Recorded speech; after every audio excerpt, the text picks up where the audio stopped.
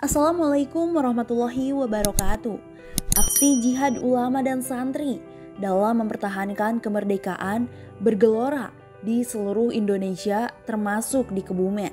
Umat Islam di Kebumen bersama dengan para ulama terlibat aktif dalam Laskar Angkatan Umat Islam atau AOI. AOI dalam perjalanannya tak lepas dari pertarungan ideologi di Kebumen. Para tokoh Islam berupaya keras melawan dominasi oknum kiri dan kejawen. Gerakan jihad tersebut dipimpin langsung oleh pengasuh pesantren Al-Kahfi Somalangu, Syekh Mahfuz bin Abdurrahman Al-Hassani. Pesantren itu merupakan pesantren tertua di wilayah Jawa Tengah bagian selatan yang diperkirakan berdiri sejak tahun 1000 Hijriah atau 1590 Masehi. Syekh Mahfuz lahir di kompleks pesantren Al-Kahfi di Somalangu, Kebumen pada 27 Rajab tahun 1319 Hijriah atau bertepatan dengan 9 November 1901. Pada tahun 1938, ia mulai memimpin pesantren Al-Kahfi Somalangu. Riwayat pendidikan pesantrennya diantaranya ia adalah pesantren Tremas, Pacitan, Jawa Timur di bawah asuhan langsung oleh Kiai Haji Dimayati. Kemudian pesantren Jamsaren, Solo dan pesantren Darussalam di Watu Congol, Muntilan, Magelang. Dalam kancah nasional, ia berperan aktif dalam menyusun strategi perang melawan penjajah. Salah satu peranannya yaitu bersama-sama dengan Kiai Haji Hashim Asy'ari menyiapkan deklarasi resolusi jihad pada 22 Oktober 1945. Menjelang resolusi jihad, di Kebumen telah didirikan AOI. Organisasi kelaskaran itu berdiri pada 27 Ramadan tahun 1364 Hijriah atau 4 September 1945. Menurut AD atau ART AOI, tujuan dari AOI ialah untuk berjihad, mengusir penjajah, serta mempertahankan kemerdekaan Indonesia dan senantiasa berada di belakang pemerintah.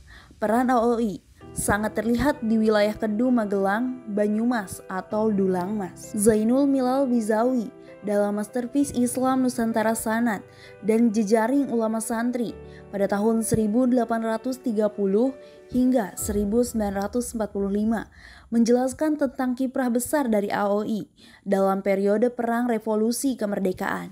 AOI selalu terlibat dalam berbagai pertempuran besar, salah satunya pertempuran 10 November 1945. Ketika peristiwa 10 November, Surabaya inilah salah satu adiknya yang lain, yaitu ibu yang bernama Syahid Gusasi Al-Hassani yang gugur menjadi syuhada, ungkap Zainul. Ia menambahkan bahwa AOI merupakan kelaskaran Islam terbesar di Jawa Tengah.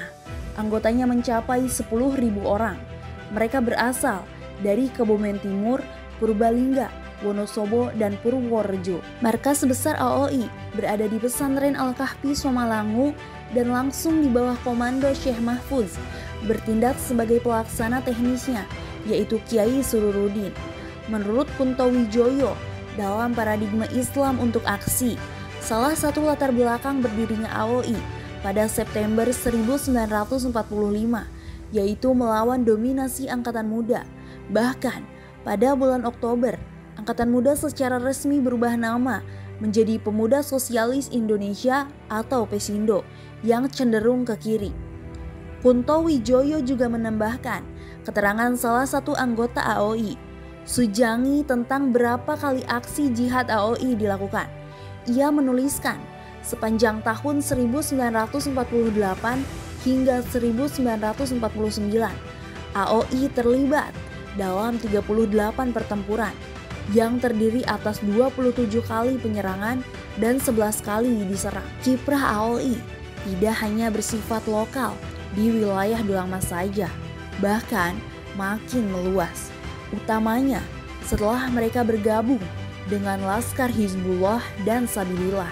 Mereka aktif dalam pertempuran melawan tentara sekutu Nica di Ambarawa dan Surabaya. Ketangguhan Laskar AOI juga terlihat ketika mereka bisa mencegah agresi militer Belanda satu.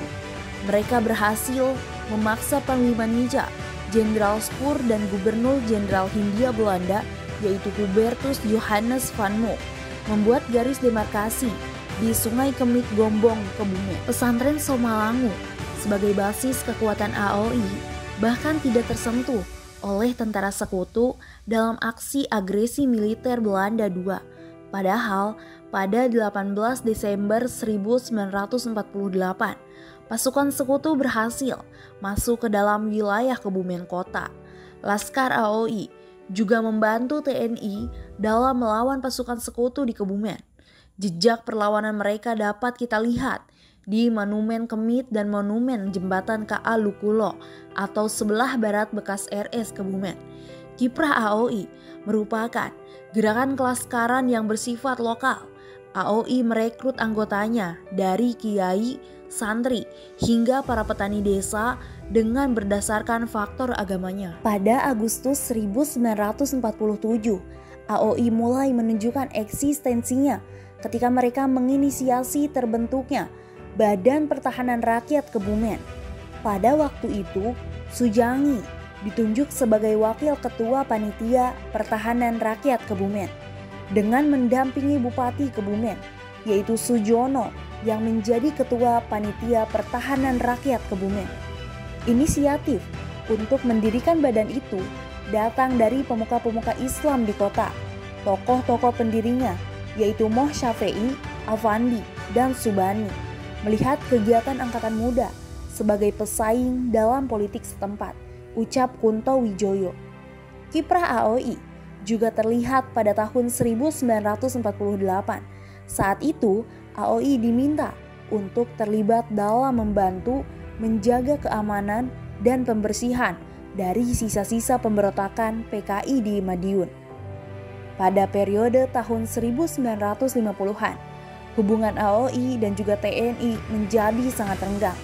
Bahkan, pada tahun-tahun tersebut, citra AOI dinilai buruk sebab lekat dengan image pemberontak.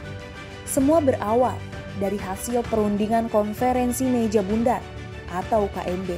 Salah satu hasil dari KMB yaitu terbentuknya negara Republik Indonesia Serikat yang diikuti dengan pembentukan Angkatan Perang Republik Indonesia Serikat atau APRIS. Saat itu, Syekh Mahfuz secara sukarela harus membubarkan AOI dan meleburkan satu batalion AOI ke dalam APRIS. Batalion Lemah Lana di bawah komando Syahid Quraisyin masuk menjadi bagian dari APRIS.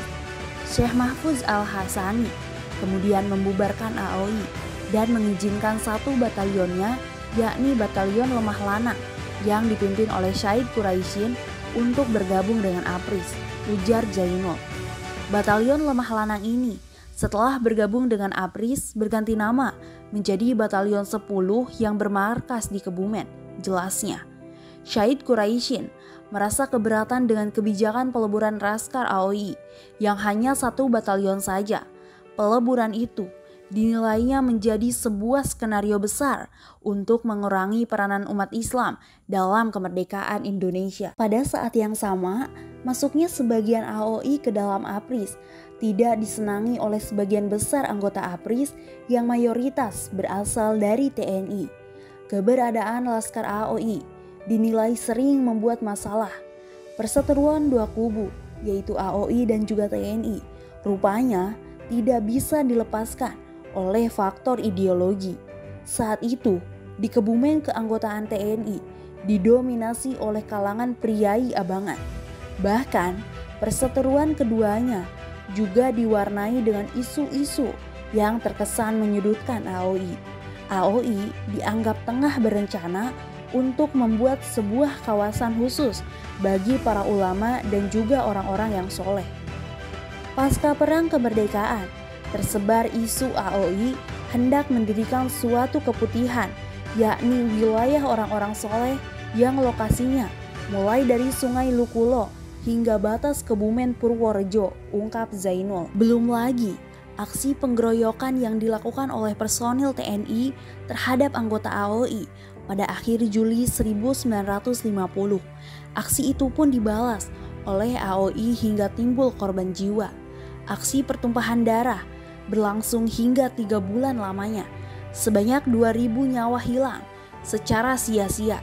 Situasi semakin memanas pasca AOI diumumkan terlibat dalam aksi perlawanan Darul Islam atau Tentara Islam Indonesia oleh Muhammad Sarbini dan juga Ahmad Yani. APRIS menggerahkan pasukan besar yang bersandi kuda putih di bawah pimpinan Kolonel Ahmad Yani yang dengan tugas melakukan styling, menghancurkan segala jenis bangunan yang berdiri di Somalangu dan sekitarnya tanpa peduli siapa penghuninya, kata Zainul. Dan juga akibat kebrutalan tersebut, demi menghindari jumlah korban, Syekh Mahfuz memutuskan untuk menyingkir dari Kebumen dan berhijrah ke Jawa Barat, ungkapnya. Bagaimana menurut kalian? Tulis pendapat kalian di kolom komentar.